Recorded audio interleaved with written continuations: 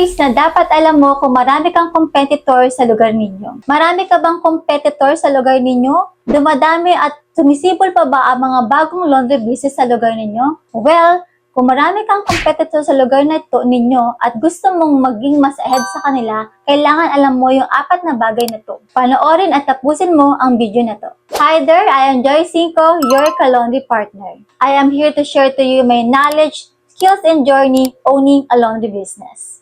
Number 1, listen to your customer. Isa sa natutunan ko nung nag-start ako ng laundry business is to listen to the customer feedback. Listening to customer feedback, negative or positive, ayun na magpapalago sa laundry business mo. I remember nung nagsimula pa lang ako sa laundry business, isa sa nagpalaki o nagpalago ng laundry business namin or nagpadami ng mga loyal customer namin is nakinig ako sa mga feedback ng mga customer namin. Positive or negative, nagtitake down notes ako para malaman ko kung ano yung dapat kong i-improve sa laundry business. Ano yung kailangan kong tanggalin? Ano yung kailangan kong idagdag para mas lalo pang makuha yung loyalty ng mga customer namin. Dito ako natuto kung ano ba yung dapat kong i-assess para sa strategy or sa system ng business. At doon pumapasok yung number 2, assess your system. Hindi ibig sabihin na ang system mo is automatic agad. Maraming process yan at matututunan mo yan along the way. Tandaan mo ka-laundry, business is a long game.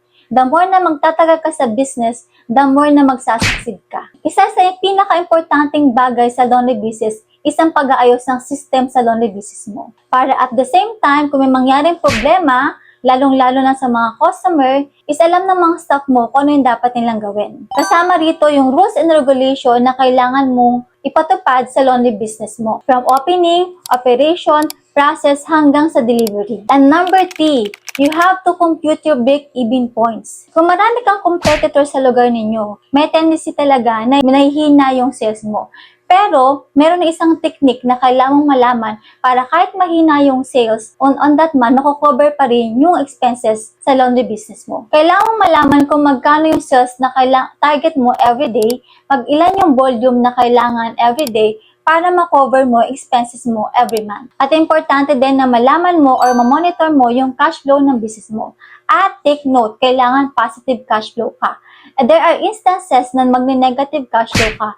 Pero, dito pumapasok yung number 4. You have to have your emergency fund. At 3 to 6 months emergency fund ang sasalo sa negosyo mo. Ang 3 to 6 months na emergency fund, ayun yung magiging safety points or security mo na makakapag-isip ka ng paraan pag mababa yung sales mo. The more na negative ka or zero ka, wala kang emergency fund, na hindi ka makapag-isip ng maayos kung ano yung strategy na dapat mong gawin sa laundry business mo or paano mapapalaki yung sales. Paano yung mga strategies na dapat mong gagawin. At dito pumapasok yung number 5.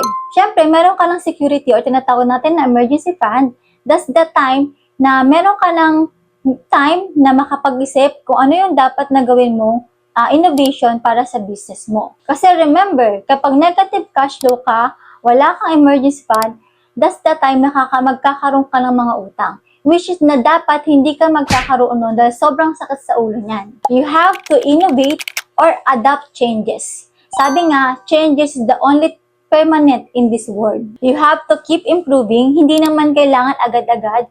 Kaya nga, business or laundry business is a long-term goal. Na kailangan meron kang long-term goal para doon sa business mo. Yung vision at mission na meron ka sa business mo.